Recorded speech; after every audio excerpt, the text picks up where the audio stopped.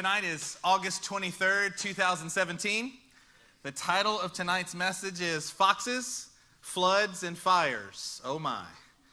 Foxes, Floods, and Fires. Oh my. Song of Songs, chapter 2 and verse 15. Say there when you are there. I'm excited to be with you tonight. We're excited to get to speak to you about things tonight.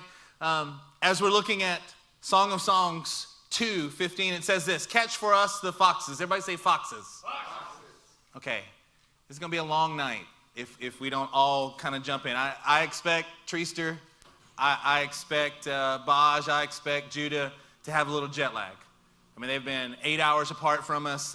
They may have a little lag time in them. But none of us else in this room have an excuse, right? Thank you. The guys who've traveled the farthest to be here tonight are with us. Let's say it again. Catch for us the foxes. Everybody say foxes. Foxes. That's better. The little foxes that ruin the vineyards and our vineyards that are in bloom. I want to talk to you tonight. There are some times as a church that we are battling for our very lives. Anybody been with us during those seasons? In other words, have you been around the last few months with us? We're battling for our very existence.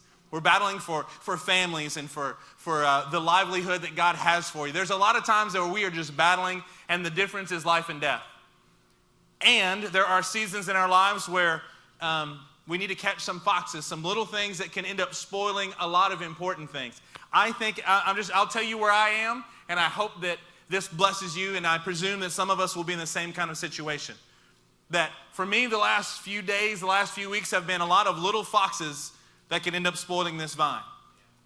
The verse here in Song of Songs says, catch for us the foxes, the little foxes that ruin the vineyards, our vineyards that are in bloom. I want us to take a look at this tonight. I want this to be an encouraging word to you. I'm not coming in and saying that we're having giant areas of sin and here it comes. Here comes the hammer tonight. What I'm trying to say is, hey, we've got part of our team back. It should feel like I feel at rest now just a little bit more. We don't have everybody back yet, so I can't feel completely at rest. But as a pastor, it's kind of like when my kids aren't in the house, it's hard for me to sleep. I may know exactly where they are. My kids may be hanging out with you, and I may be blessed that they are. And at night, I'm like, I need Gabe and Olivia and Anna to just be, I need to know where they are, tucked away, and then I can rest. That's just part of a parent thing that we have. But I want to tell you, I'm coming here tonight, and if you have great areas of sin, well then stop it. Fall in love with Jesus and quit doing what you're doing and get it right. Amen. I'm coming from the perspective of, hey, we're going to presume that those things are there, but I know that little foxes can spoil a vine just as much as giant sins can as well. These little things that come in here. Let's take a look at the very first word. It says catch. Let's turn to Isaiah chapter 5. We're going to do some rapid fire scriptures here. You can hold your place there in Song of Songs if you'd like. Isaiah chapter 5 and verse 29.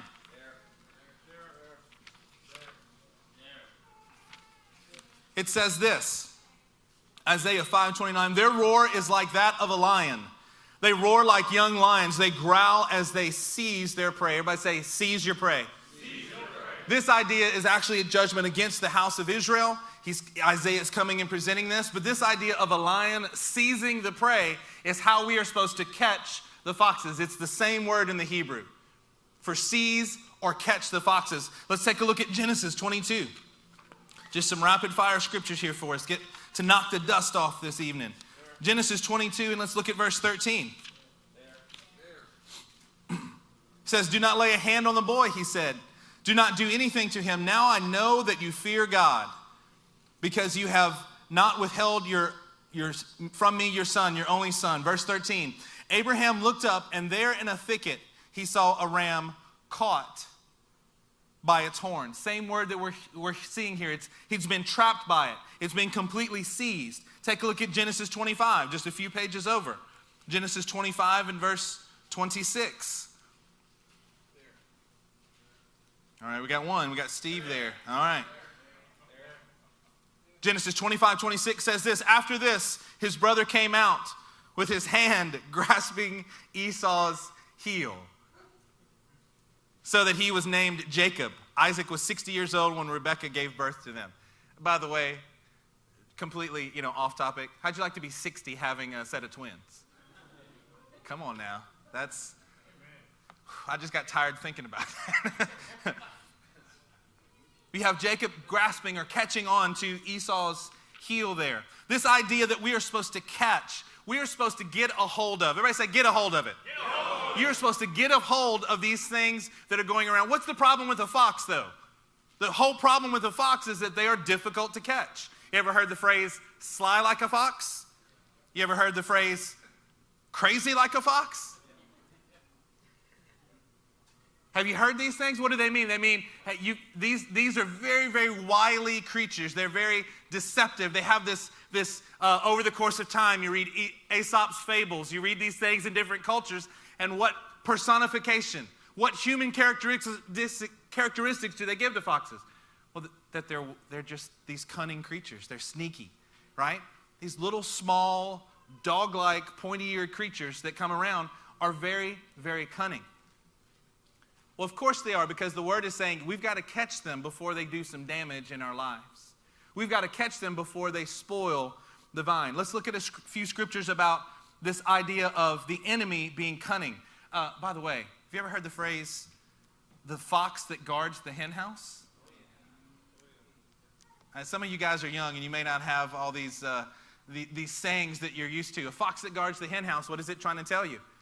You've got to be careful to have someone who's guarding over you who can take advantage of the very things that they know about you. That could be used to harm you in the long run and not help you. That's the whole idea that's here. Let's turn to Psalm chapter 64. Psalm 64 and verse 6. I like that, getting there. Amen. Psalm 64, 6. It says this. They plot injustice and say, we have devised a perfect plan.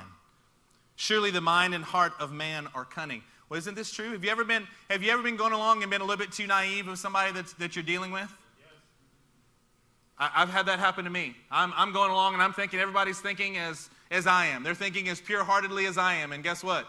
Yeah, that's you don't want to be finding out that they're not thinking the same way.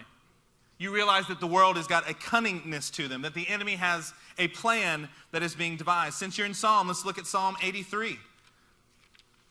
Psalm 83 is such a famous psalm because of these things that we're going to look at. Let's look at verse 1. Let's just start in verse 1. Is everybody there? Yeah. O God, do not keep silent. Do not be quiet. O God, be not still. See how your enemies are astir, how your foes rear their heads. With cunning they conspire against your people. They plot against those you cherish. Come, they say, let us destroy them as a nation. The name of Israel will be remembered no more. This is a psalm of Asaph. He's quoting what he's often seen around him in the nations that conspire against God's holy people.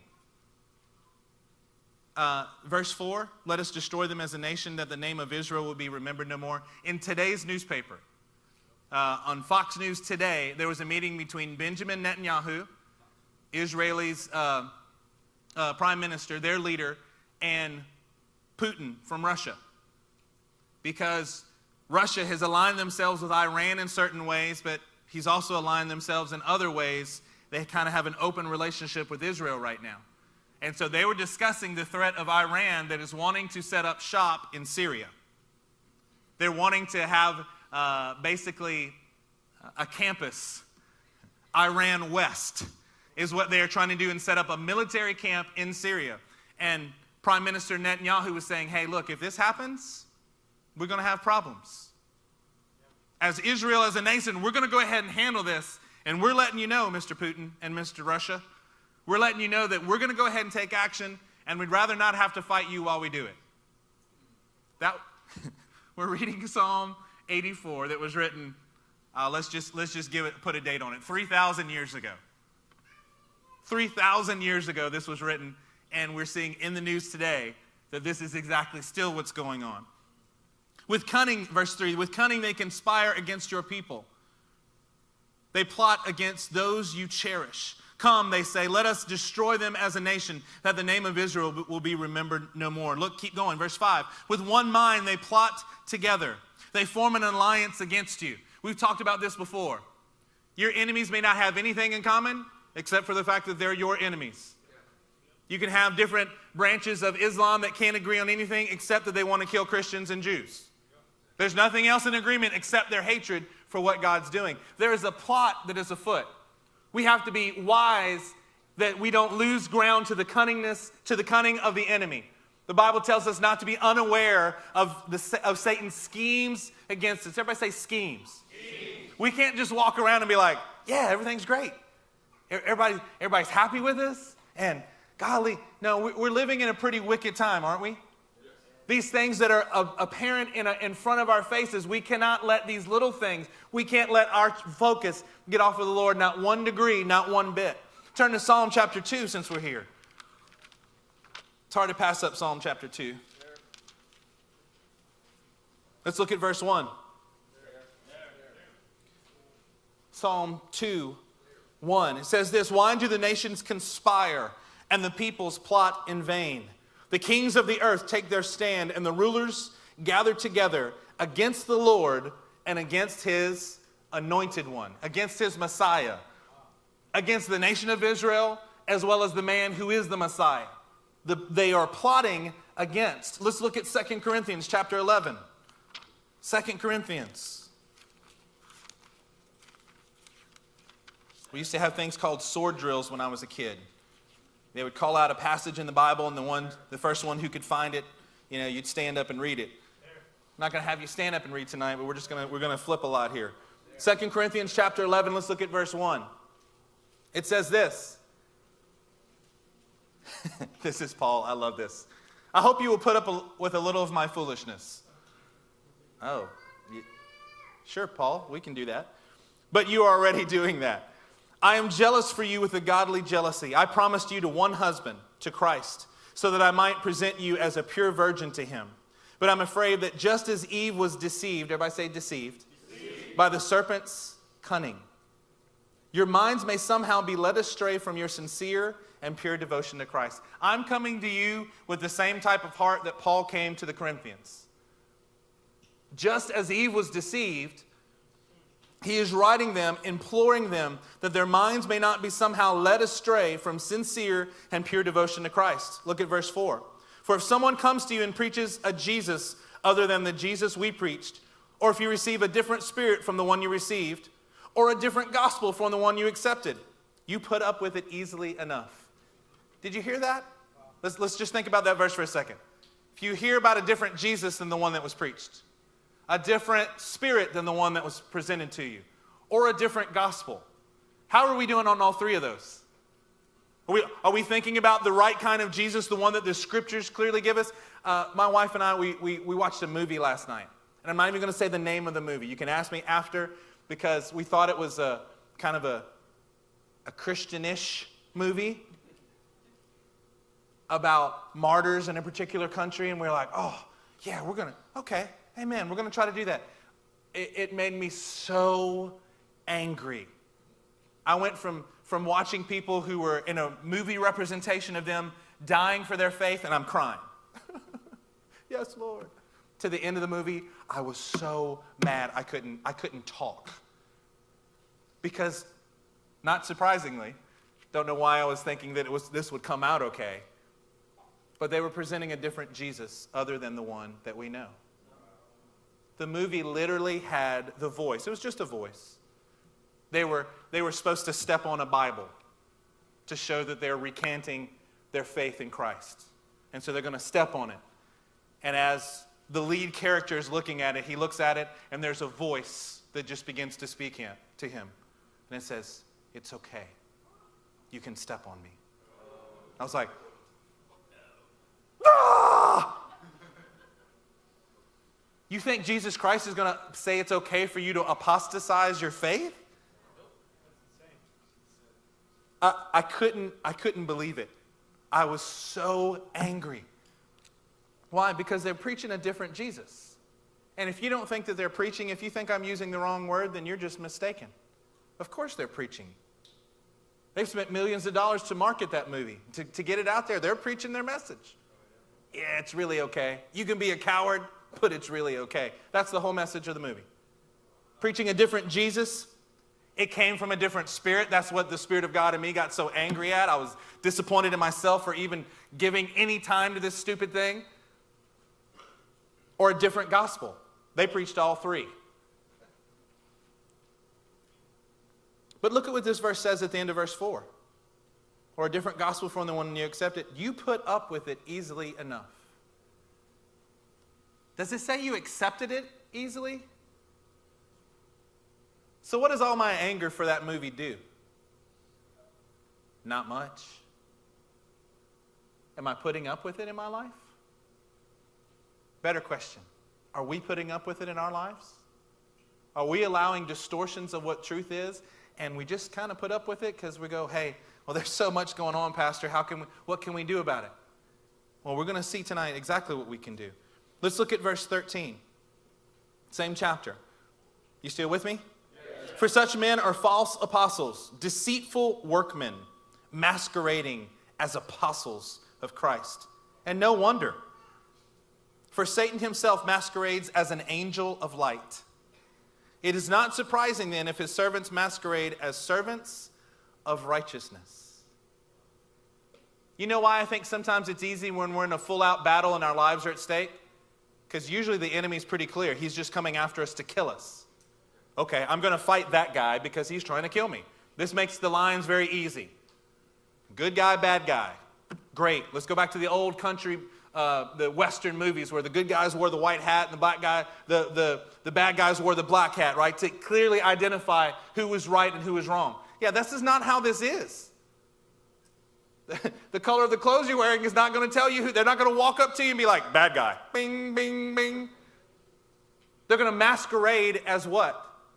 As servants of righteousness. The ones that we have to be most careful of are the ones who are trying to say that they're with us, that they're only trying to help us, that they're only trying to just come alongside of us and, man, we agree with you. No, if you don't agree with the entirety of the word, then you don't agree. Amen. You can't have part of this and it be at work here. Let's turn to Ephesians chapter 4.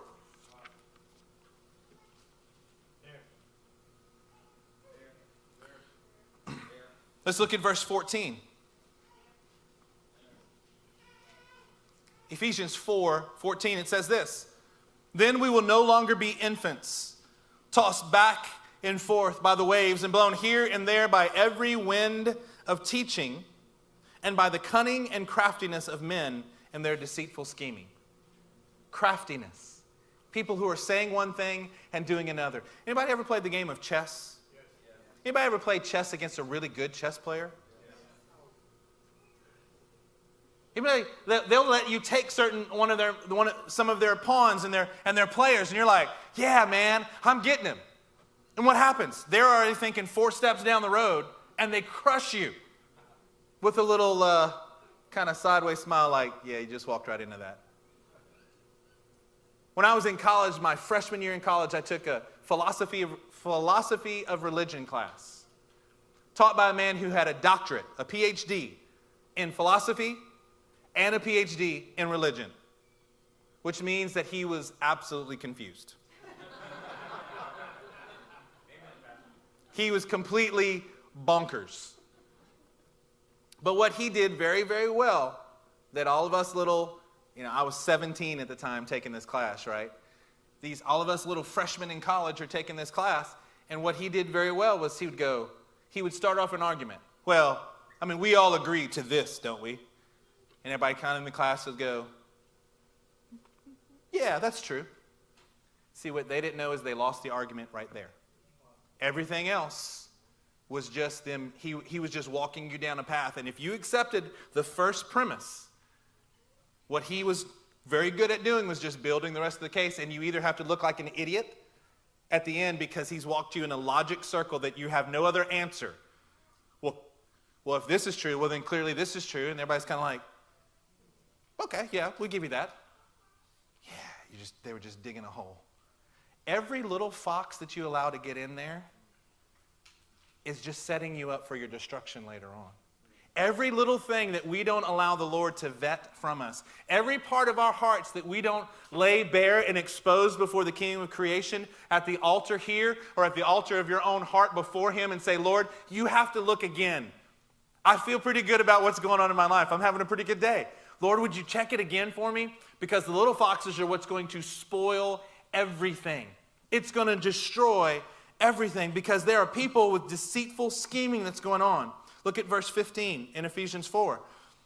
Instead, speaking the truth in love. Everybody say truth. In love. If you are a lover of speaking truth, fantastic, but you've got to speak truth in love. Some people like the love part. Some people like the truth part. The truth, the way that this word says it is you've got to do both.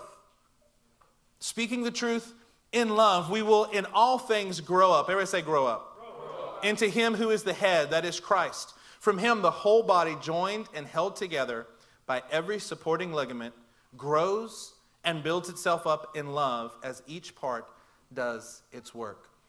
While we're close, let's turn to Hebrews chapter 12. How are you doing allowing the Lord to examine you even for the little things?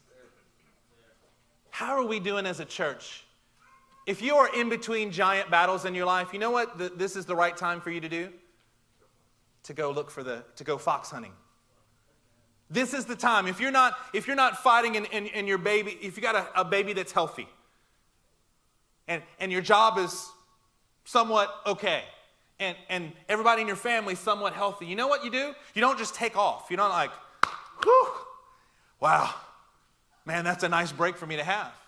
What we need to do is go fox hunting. Lord, yeah, because when we're in battle, I'm not really worried about the foxes because I'm just trying to keep my helmet of salvation on.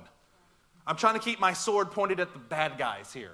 I'm trying to go ahead and interact with this so that I'm just fighting for my life, because if I look or if I turn around, I might get knocked out and it might be the end of what I'm doing here. I've got to keep focused. Wait, the battle's done? I'm in between battles, right? Everybody say in between. We're just in between battles. If you're not in one the second, you're just in between one, right?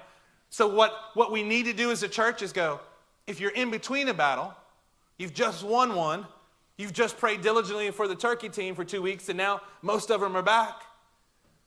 Well, now what do? We go fox hunting. Amen. Lord, what are those little things? I got a few minutes. Let me go ahead and, what do we do when we spring clean, right? Let me clean the desk drawer out that I've been meaning to do for a long time. Let me clean out that part over here that's just been annoying me because I know it's there, but I've just been letting it go because I've had more important things to deal with. This is a good time for us to go fox hunting to make sure that we don't have anything that is in our way that can produce harm later on. Because in the kingdom, you don't have a point to just be neutral. There is no neutral in this driving with the Lord. You don't get to just stop. Pastor Eric months ago did a visual aid that I still think of. He talked about if we're trying to go up a down escalator. Okay, y'all with me? We're trying to go up. So what happens if you're not moving? You lose ground immediately. You have to keep moving just to stay at the same level that you were at.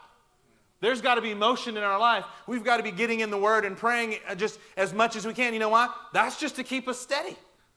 Much less if we want to go up with the Lord, what happens? You got to turn up the jets, man. You got to get going.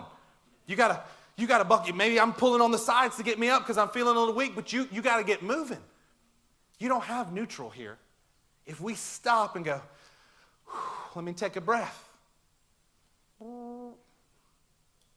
Yeah, that's not what we're doing. Let's look at Hebrews 12. Can you put that on the screen for me, Tara? Therefore, since we are surrounded by such a great cloud of witnesses, everybody look at your neighbor. Look at the other one that you don't want to look at.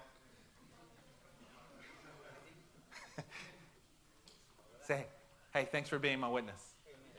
Right? Surrounded by a great cloud of witnesses. Right? Let us throw off, look at the way this says this. Everything that hinders. For the sake of tonight's message, I'm going to say, let's throw off the little foxes. And the sin that so easily entangles. Why wouldn't he have just said sin? Wouldn't that have done it all? Apparently the Lord inspired this, so it's even these little things that can hinder, as well as the sin that so easily entangles. Let us run with perseverance the race marked out for us. Let's turn to 1 Peter chapter 4. 1 Peter chapter 4. Are y'all with me tonight? We got to get the little foxes out, man. You got to go hunt those things. Those things are cunning. When you look one way, they'll hide somewhere and move somewhere else. You think you've got them, and they'll just move right out from your grasp. You think you have it, and it's hard to get a hold of. 1 Peter 4, let's look at verse 4. They, everybody say they. The infamous they, right? They say that, yeah, who's they? Don't tell me that. They think it strange that you do not plunge with them into the same flood of dissipation, and they heap abuse on you. Boy, that's so true, isn't it? Yes. You stand up for what's right just for a few minutes, what happens with your family? How dare you? You have broken fellowship with us. No, we're standing on what's right.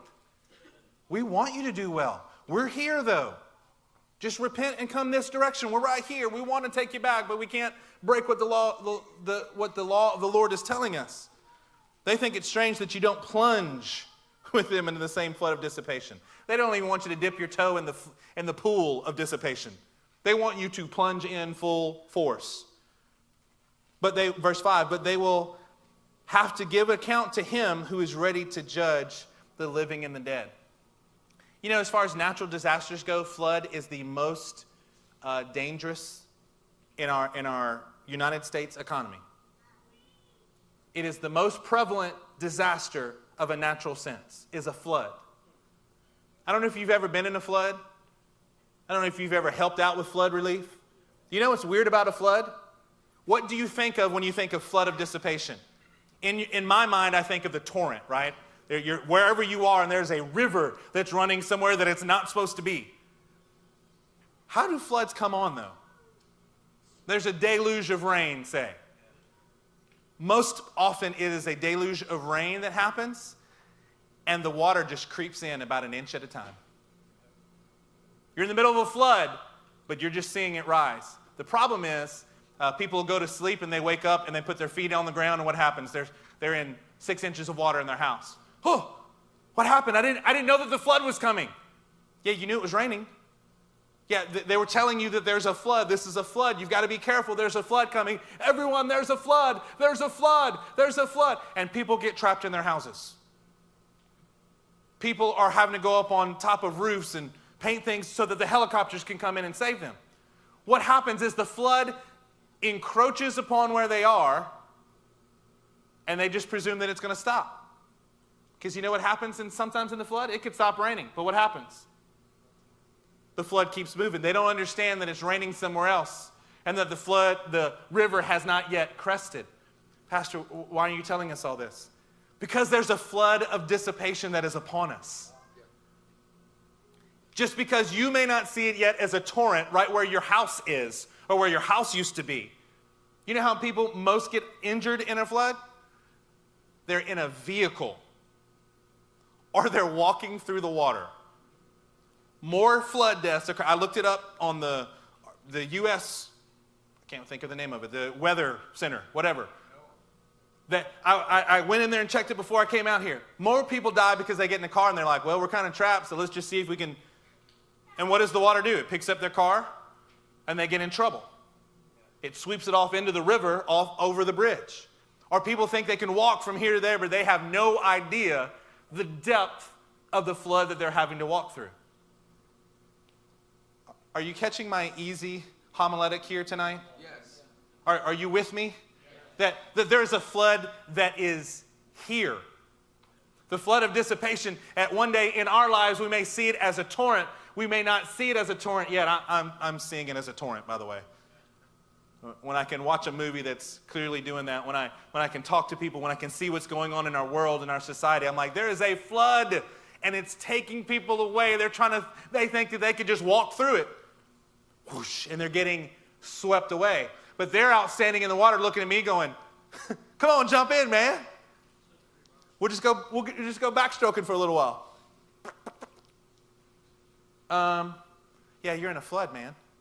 Not only do I have to get out of this, I don't even want those little things that are encroaching in on me to trap me in what I was supposed to do. Let's take a look. Let's look at James chapter 1.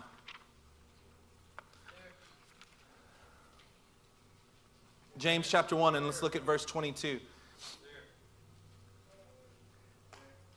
Don't let the floodwaters rise on you. I know we got tons of folks here from Louisiana. During Hurricane Katrina, my family went down into New Orleans and watched as people were being removed via helicopters after having been in the water for 3 or 4 days. The New Orleans airport that I have never been able to go to and not think about those days when I was mopping the sea concourse at 3 a.m. and talking to generals who were there mobilizing their forces, and watch the people get out, and they were like, I just had no idea. I just didn't think it was going to be that bad. The water came in so fast, we couldn't get anywhere. Wow, last year, many of you came and helped out with family and church friends in Louisiana who had the same thing happen to them again. Let's not be those who are caught unaware as the flood is rising. James chapter 1, verse 22 says this: do not merely listen to the word and so deceive yourselves. Do what it says. Thank you, Captain Obvious. Well, apparently it's not obvious because the word of God has to instruct us this. You know why? Because people don't do this. They will actually listen to the word and they think they're good. They allow the small fox of their thoughts to be distorted.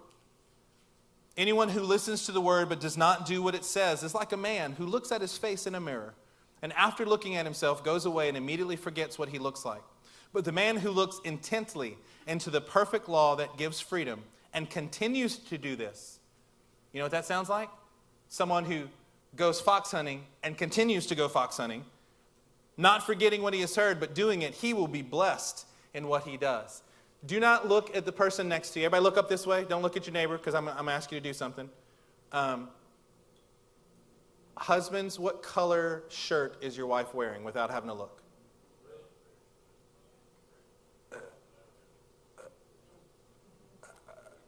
Right? What color, if you don't get this one, I'm not even going to ask for responses. What color is your wife's eyes? Okay, I was about to say, like some of y'all are messed up. When you don't do what the word tells you, it's like you look in a mirror and then you immediately turn and forget everything that you just saw. Whatever was out of place, whatever needed correcting, whatever needed some help there, you immediately turn and forget the things that you were supposed to do. But when you do it, you can be blessed in what you do. Look at verse 26. If anyone considers himself religious and yet does not keep a tight rein on his tongue, he deceives himself, and his religion is worthless. Religion that God our Father accepts as pure and faultless is this.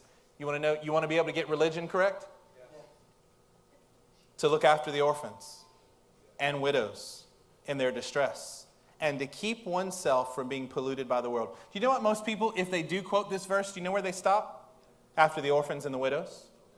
And amen. Got to take care of that.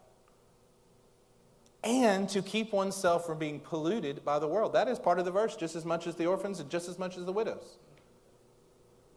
It's amazing how we have selective memories even on the scripture. We've got to get our thoughts. We've got to take every thought. Everybody say every thought. Every thought. 2 Corinthians 10 verse 5 says to take every thought. You got to cast down the every pretension that exalts itself against the name of the Lord. Look at James 3, since we're talking about our mouths. Look at 3:3. When we put bits into the mouths of horses to make them obey us, we can turn the whole animal. Or take ships as an example. Although they are so large and are driven by the strong winds, they are steered by a very small rudder wherever the pilot wants it to go. Likewise, the tongue, everybody say the tongue, is a small part of the body, but it makes great boasts. It's almost like your tongue can be a small fox in your life if you're not careful. It'll steer you where you maybe don't want it to go sometimes. You've got to get that under control. The tongue, verse 5, likewise the tongue is a small part of the body, but it makes great boasts. Consider what a great force is set on fire by a small spark. The tongue also is a fire. Everybody say fire. A world of evil among the parts of the body. It corrupts the whole person. Wow. sets the whole course of his life on fire, and itself set on fire by hell. Wow. Everybody turn to Genesis chapter 8. Genesis chapter 8. How are your thoughts doing? Are you allowing your thoughts to be foxes that can spoil your vine? Are you allowing your words, your mouth, what you say?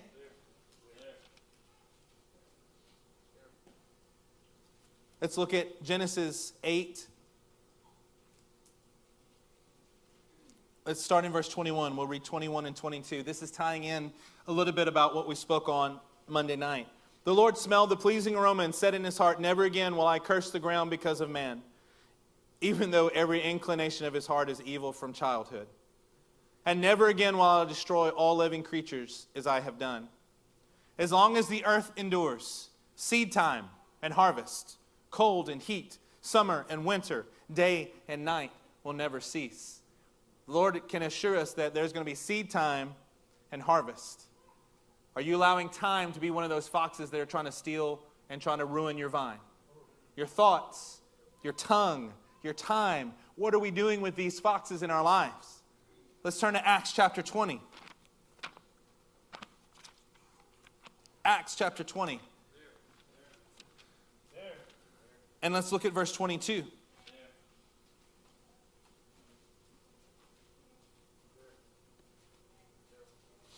And now, compelled by the Spirit, I am going to Jerusalem, not knowing what will happen to me there. I only know that in every city the Holy Spirit warns me that prison and hardships are facing me. Verse 24.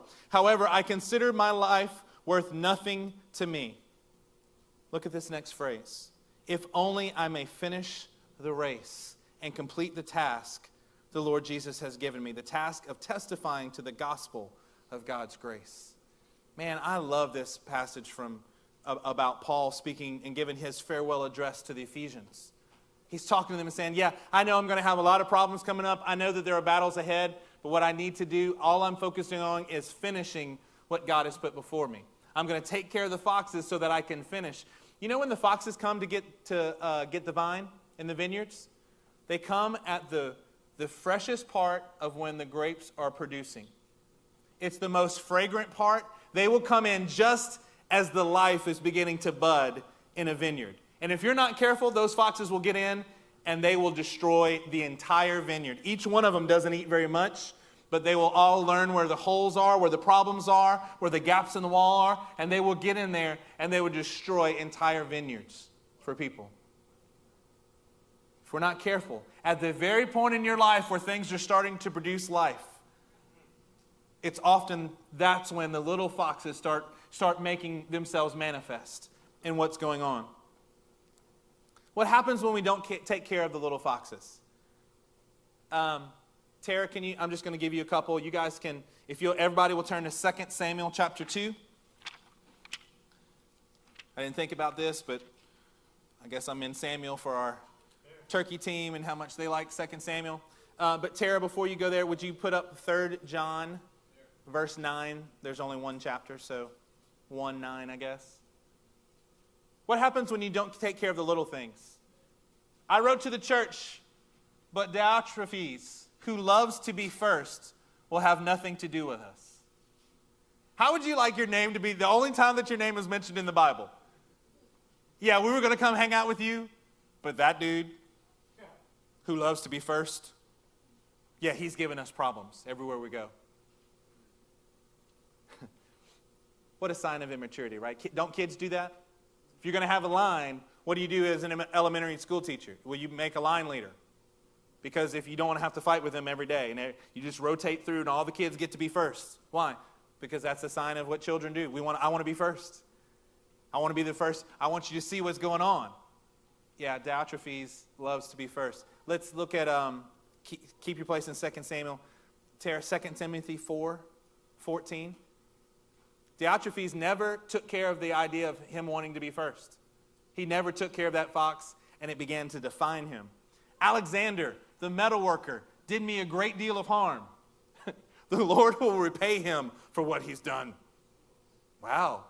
we're a little intense on Alexander, this Alexander guy. We're supposed to actually watch and be careful, is what it says in the next verse. But Alexander, the metal worker. I want you to know which Alexander.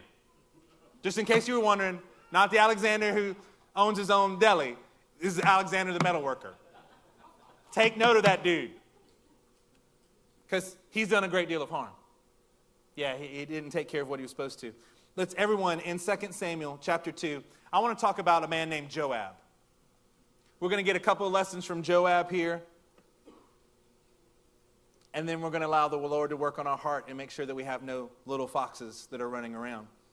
2 Samuel chapter 2, and let's look at verse 15. I enjoy doing character studies, especially on Joab. I think you can learn a ton of things from Joab's life, and I'm going to share a little bit of that with you tonight.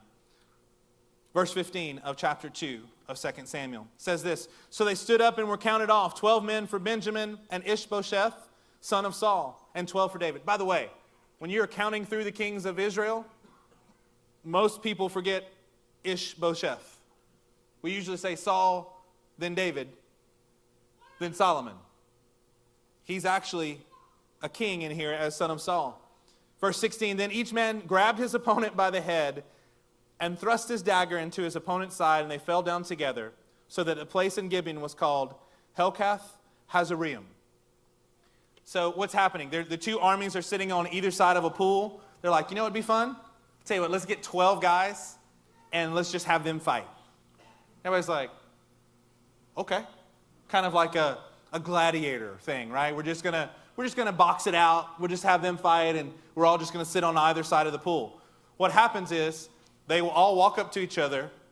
Can you imagine this? So there's 12 pairs of men. There's 24 men, and they each come, and as they're coming in to just fight, they pull out daggers and stab each other. Thunk. Like a double knockout. Boom. And those two fall over and die, as well as the other 22 that are there. 24 men stab each other and die. You're like, wait, what's going on? What just happened? I thought we were just supposed to be like, sparring with each other. Yeah, well, it got out of hand pretty quickly. It obviously escalated into a full-fledged battle. Let's look down at verse 21. I'm sorry, let's look at verse 18, excuse me. "The three sons of Zeruiah were there, Joab, Abishai, and Asahel. Now Asahel was fleet-footed as a wild gazelle." That dude could run. "He chased Abner, turning neither to the right nor to the left as he pursued him. Abner looked behind him and asked him," okay, just go with me for a minute. They're running. And Abner, who is on the side of Israel, is running. And he looks back. "Hey man, is that you?" "Yep, it's me." "Hey, could you turn aside? Take to the right or the left, take one of the young men and take his weapons." They're on the battlefield. There are other people around. He's like, "Yeah, could you go fight him instead?" But Asahel would not stop chasing him. Again, Abner warned him, "Stop chasing me. Why should I strike you down? How could I look at your brother Joab in the face?" But Asahel refused to give up the pursuit. So Abner thrust the butt of his spear in Asahel's stomach, and the spear came out through his back. Well, that escalated quickly again. Right? They're running, and he's like, "Man, I don't want to have to kill you. Yeah, I'm not stopping." "Okay, you asked for it." And Abner kills this man. Take a look at chapter 3. Just setting the story for you. We're going to talk about Joab specifically.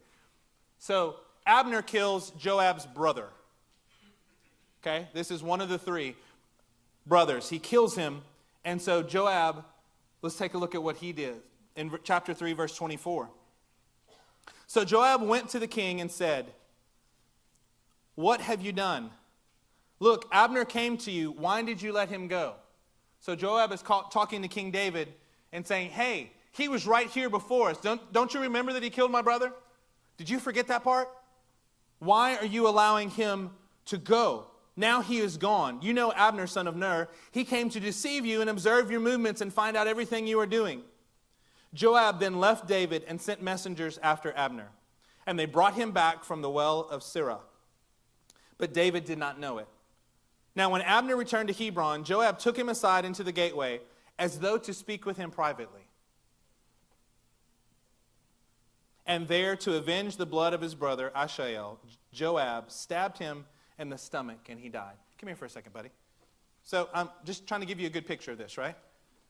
So they knew what happened, and he was like, "Hey, man, just right." It's one thing to battle somebody. That's good. Yeah, thought the sunflower seeds were going to come up there. Thank you. It's one thing to fight with the guy. It's another thing to be like, "Hey, bam." What I look at this is when Joab, because he's not taking care of the small things, what we find out that Joab is actually a person who's on a parallel path to King David. When you can be, how can you tell if you're on the same path or on a parallel path? Well, you have to find out points that go on here. David is going to say and going to have a huge scene that says, "Hey, I didn't know. Lord, I didn't know that he was going to do that. I'm innocent of this man's blood. This is an unrighteous way to handle this." And what Joab has done is an awful, awful thing. But what we find out here, and we're going to find out in several places throughout Joab's life, it looks like he's going with King David. By the way, David doesn't remove him from his generalship. He's still in the army. He's still one of the leaders, and you're going to see it again and again and again. Or Joab, you think that he's going with you until the road diverges. Until one takes the high road and another takes the low road, and you realize these guys aren't in the same vehicle. They're not even on the same path. They're just in paths that look parallel. When you don't take care of the small foxes in your life, you could be going parallel with what God is doing and thinking you're okay. It's a deceptive thing that goes along that you're like, "We're going the same direction. I mean, we're even going the same speed. Look at us." Yeah, but we're not noticing that there's drastic differences in what we're doing and what the righteous standard of God is. We're not accounting for those moments when we zig to the right and they went to the left, and then we somehow merge on the same road later on. We don't count those. We don't count those because we're not paying attention to the little foxes, and we end up being on a parallel path to what God has for you. I can assure you there is only one way, truth, and life for us to be following. You can't be on a parallel path to God's plan and be okay. And yet this is exactly where we are with Joab. Let's look in verse 36. We're still in 2 Samuel. We're just going to walk through this a little bit. Verse 36. This is after David has said, "Look, I did not know." He mourned for Abner. All the people took note and were pleased with David. Indeed, everything the king did pleased them. So on that day, all the people and all Israel knew that the king had no part in the murder of Abner, son of Ner. So we see Joab killing Abner, and it proved that he was on a parallel path. Let's go ahead to 2 Samuel chapter 18. Trying to put this in a way that we can all get a hold of it tonight and be able to respond to it properly. 2 Samuel chapter 18. So Joab, first of all, he kills Abner. In 2 Samuel chapter 18, we're going to talk about Absalom. Absalom was David's son who wanted to make himself king in place of his father. Look at verse 5. The king commanded Joab, Abishai, and Attai, "Be gentle with the young man Absalom for my sake." They're going out to battle Absalom and his forces. All the troops heard the king giving orders concerning Absalom to each of the commanders. So not only did the commanders hear, but even the troops heard what was spoken to the commanders. Let's look in verse 9. Now Absalom happened to meet David's men. He was riding his mule, and as the mule went under the thick branches of a large oak, Absalom's head got caught in the tree. I just think that's kind of funny. His hair, his big old head. I can resemble that remark. Big old head got caught up in a tree. He was left hanging in midair while the mule he kept on going. Help me. Legs dangling. What's going on? The mule just do going on. So he's hanging in midair in a tree. Let's keep going. When one of the men saw this, he told Joab, I just saw Absalom hanging in an oak tree. Hey, guess what I just saw? Absalom just hanging there by his head. Okay, great. Joab said to the man who told him this, what? You saw him? Like the king's son, the enemy of the king. You saw him. Why didn't you strike him to the ground right there? Then I would have had to give you 10 shekels of silver and a warrior's belt. I would have rewarded you like a king, man. Why didn't you kill that dude? But the man replied, even if 1,000 shekels were weighed out into my hands, I would not lift my hand against the king's son. In our hearing, the king commanded you and Abishai and Attai, protect the young man Absalom for my sake. Listen to this next verse. And if I had put my life in jeopardy, and nothing is hidden from the king, you would have kept your distance from me. What is he saying? A subordinate, a soldier with no discernible rank or position of leadership, he just happened to see Absalom. He's telling Joab, the commander of the army, I'm not stupid. If I would have killed him and the king would have gotten mad, you'd have acted like you never knew me. I don't know what that guy did, king. You're telling me I should have killed him. He's like, I'm not foolish. I know, Joab, that all you're interested is going after what helps you. I know it. Everything you do is about you. It's going to be wrapped up in helping you in every single way. Look at verse 14. Joab said, I'm not going to wait like this for you. In other words, since you're chicken and won't kill him, I'm not going to wait. So he took 3 javelins. Everybody say 3. In his hand and plunged them into Absalom's heart while Absalom was still alive in the oak tree. Why 3? Perhaps he's showing a little bit of his disdain. You could have killed him with 1 spear, right? 1 sword would have done it. Why 3 through his heart? It shows you what a corrupt heart that Joab had. And verse 15, and 10 of Joab's armor bearers surrounded Absalom, struck him, and killed him. Yeah, I don't know if the 3 spears did it. I don't know if it was the 10 guys, but obviously after that point, it was pretty clear. Joab kills Abner and proves that he's on a parallel path. Joab kills Absalom and proves that he's ignoring the king's mercy. You ever ignored the king's mercy?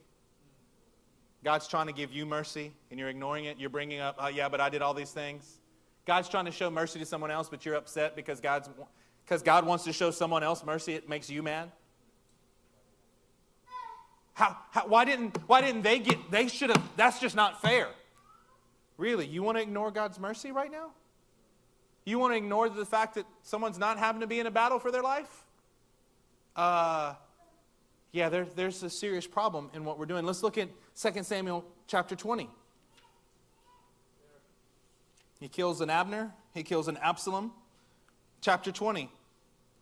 Let's start in verse 8. They are chasing Sheba, someone who is creating problems for King David.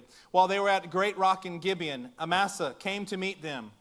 Joab was wearing his military tunic, and strapped over it at his waist was a belt with a dagger in its sheath. As he stepped forward, the dagger dropped from his sheath. He released it from the sheath so that he could have it in his hand. Joab said to Amasa, how are you, my brother? He's got a dagger in his hand. He's walking up. Hey, man, what's going on? Then Joab took Amasa by the beard with his right hand to kiss him. Amasa was not on his guard against the dagger in Joab's hand, and Joab plunged it into his belly, and his intestines spilled out on the ground. Without being stabbed again, Amasa died. Then Joab and his brother Abishai pursued Sheba, son of Bichri. When you read about Amasa, he is a guy that King David, for instance, says, I want you to muster the army. I want you to gather the army, and in 3 days I want to meet them. Amasa doesn't get it done in 3 days. You don't really find out any reasons. He wasn't, I guess, a particularly good soldier. I don't know. But what happened here is that Joab takes his authority into his own hands. You know what happens when you don't deal with the foxes in your own life? You run a parallel path. You know what happens when you don't deal with the foxes? You can begin to ignore the king's mercy to you and to others. You know what happens when you don't take care of the foxes in your life? You begin to take authority that is not yours to have. You begin to deal with situations that you have no business dealing with. You have to walk exactly as the Lord tells you. Let's turn to 1 Kings. Turn in the corner here, almost. 1 Kings chapter 1.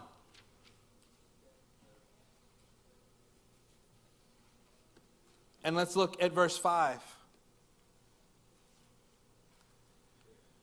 1 Kings 1:5 says this. Now Adonijah, whose mother was Haggith, put himself forward and said, I will be king. So he got chariots and horses ready with 50 men to run ahead of him. His father had never interfered with him by asking, why do you behave as you do? He was also very handsome and born next after Absalom. So David's sons, Absalom tries to overthrow his dad, and then Adonijah does. Look at verse 7. Adonijah conferred with Joab, son of Zeruiah, and with Abiathar the priest, and they gave him their support.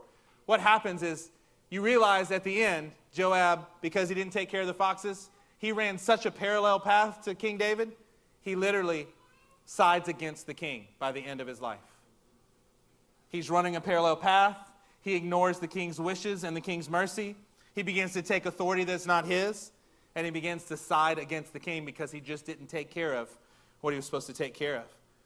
How does he end his life? In chapter 2, he ends the end of his days. King David says, yeah, I've kind of put up with him, but Solomon, whatever you do, don't let his gray head go down to the grave in peace. And Solomon sends Benaiah. How do I say it? Do I say that better? Okay. Benaiah. He sends him, and he goes into the temple, and Joab begins to hold on to the horns of the altar. When you don't take care of the little foxes, Benaiah comes in and says, hey, come out so I don't have to kill you inside the house of God. Come out here and die like a man.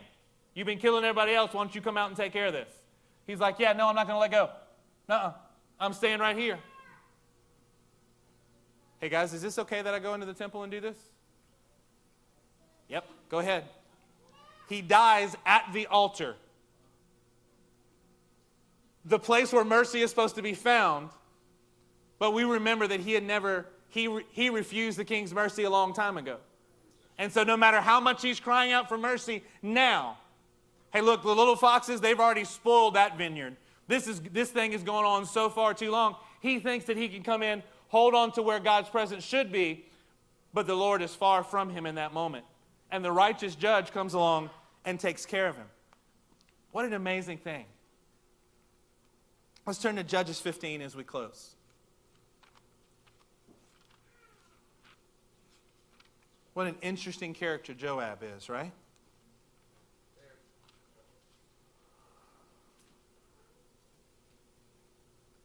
Let me ask you this.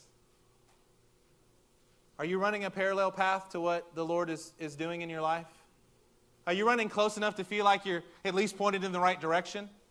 Or are you exactly walking in God's will? Because if you're not, you've got to be able to take care of the little foxes so that you're exactly walking in the path that God says.